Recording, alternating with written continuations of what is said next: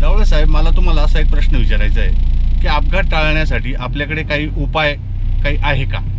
हो, वाहतूकचे अपघात जे होतात ना रस्त्यावरती, ते टाळण्यासाठी एवढे उपाय आहेत, एवढे पर्याय आहेत माझ्याकडे, पण खरं ते वापरले जात नाही. तर त्यात सर्वात प्रथम मी तर आपल्या रस्त्यावरती वाहन चालवणारे सुजाण नागरिक आणि चालक मालक यांना विनंती करेल की सर्वप्रथम आपण वाहतुकीचे जे नियम आहेत ते पाळले पाहिजे. उदाहरणार्थ मालवाहतूक जर असेल तर ते मालवाहतुकीचे जे कॅपॅसिटी आहे गाडीची, त्याप्रमाणेच तिच्यात माल भरला गेला पाहिजे.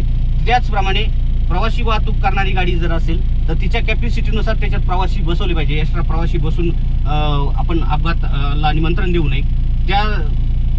त्या लागूनच अनुसरून गाड्यांचं मेंटेनन्स हे टाईमवर झालं पाहिजे आणि व्यवस्थित सुरळीतपणे त्याचं योग्य त्यावेळी गाडीचं काम झालेलं असलं पाहिजे. तसंच मी तर म्हणजे माझ्या खूप दिवसापासून वाहतूक आणि अपघात या विषयावर जेव्हा मी विचार करतो तेव्हा मला असं वाटतं की आपण तर खरं आपल्या मुलांना लहानचं मोठं करतो, प्रेमाने वाढवतो, त्यांच्या पुढच्या भविष्याच्या सुखासाठी आपण त्यांना चांगल्या मोठ्या शाळा कॉलेजामध्ये टाकतो आणि अशा वेळेला आपण त्यांना 18 वर्षाचे पूर्ण न झालेले असताना सुद्धा मुलगा असो किंवा मुलगी असो मोठ्या लाडाने दिमाखात त्यांना एखादी ॲक्टिवा वगैरे अशा प्रकारच्या छोट्या गाड्या घेऊन देतो आणि बिना लायसनच्या त्या गाड्या चालवतात. तर त्या गाड्या चालवून ते त्यांना एक तर वाहतुकीचे नियम माहीत नसतात, त्यांच्यात तेवढी मॅच्युरिटी आलेली नसते आणि त्यांचा अपघाताला ते बळी पडतात आणि मग त्यांना त्यातून अपंगत्व वगैरे येतं. हे आणि बरं एवढंच नाही तर ते दुसऱ्याला पण भोवतं, दुसऱ्यालाही त्याचा त्रास होतो. उदाहरण सांगायचं झालं तर आता काल परवा पुण्यामध्ये जो अपघात झाला, जे 2 निष्पाप जीव गेले, जे 2 व्हीलरवर चालले होते, तर ज्या मोठ्या पैशावाल्याच्या मुलांनी जी मोठी गाडी, एवढी मोठी गाडी, त्यांनी ड्रिंक अँड ड्राईव्ह केलं आणि खूप फास्ट गाडी चालवली आणि नंतर त्या 2 व्हीलरला उडवलं. एक मुलगा आणि एक मुलगी त्यामध्ये गेले. तर ही दुर्दैवाची गोष्ट आहे. खरं तर पैशावाल्यांना नियम सारखा पाहिजे, सर्वांना सारखा पाहिजे. आता तुम्ही सर्वांनी वाचलं असेल की असं पण सांगितलं त्यामध्ये की त्या मुलाला निबंध लिहण्याची शिक्षा मिळाली. हास्यास्पद गोष्ट आहे की सुट्ट्या असताना सर्व असताना न्यायालय असं पण न्याय देऊ शकतं. मग सामान्य जनतेला न्याय असा आणि पैशावाल्याला असं का? तर अपघात टाळण्यासाठी सर्वप्रथम मी एक सांगेल, सुजाण नागरिक जे आहेत त्यांनी खरंच काळजीपूर्वक ऐकावं की आपल्या मुलांना 18 वर्षे पूर्ण झालेले नसताना कुठलंही वाहन चालवायला देऊ नये.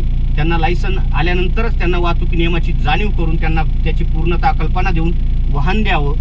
आणि जे शाळा कॉलेज याच्यावर प्रतिबंध जर करायचा असेल तर शाळा कॉलेजमध्ये ज्या मुलांनी गाडी आणली असेल 2 व्हीलर, अशा मुलांना गेटमध्ये घेतलं नाही पाहिजे, त्यांना घेऊच नाही. मी तर असं मत आहे, कारण त्यावरती तेव्हाच आपण बंदी आणू शकतो. आता याच्यामध्ये शाळा कॉलेजनी जर सांगितलं की जोपर्यंत तुम्ही शाळा कॉलेजमध्ये शिकतात त्यावेळेला तुम्ही सायकलनी या किंवा पब्लिक ट्रान्सपोर्ट बसनी वगैरे या, रिक्षानी या, पण मात्र 2 व्हीलर आणायला परवानगी देऊ नका किंवा कार आणायला परवानगी देऊ नका, कारण त्यांचं शिक्षण चालू असतं. अशा वेळेस ते उन्हाळपणा पण करतात, मित्रमैत्रिणींना घेऊन फिरतात. अशी अनेक आपण उदाहरणं आपल्या भारतात नव्हे तर देशभर पाहिलेले की ते सुट्टीच्या दिवशी एन्जॉय पण करतात आणि आईवडील त्याला खतपाणी घालतात असं कुठंतरी वाटतं. म्हणून आईवडिलांनी शक्यतो शाळा कॉलेजमध्ये असताना मुलांना सायकल वापरायला सांगावी, जेणेकरून त्यांची तब्येतही चांगली असू शकेल आणि त्यांचा व्यायामही वाढेल आणि आहारही त्यांचा चांगला असू शकेल.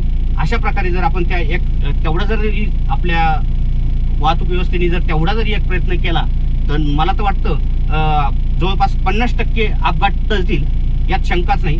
कारण शक्यतो लहान मुलांकडून किंवा मुलींकडून किंवा लेडीजकडून अपघात होतात. तर प्रशिक्षण घेऊनच आपण गाडी चालवावी असं मला वाटतं.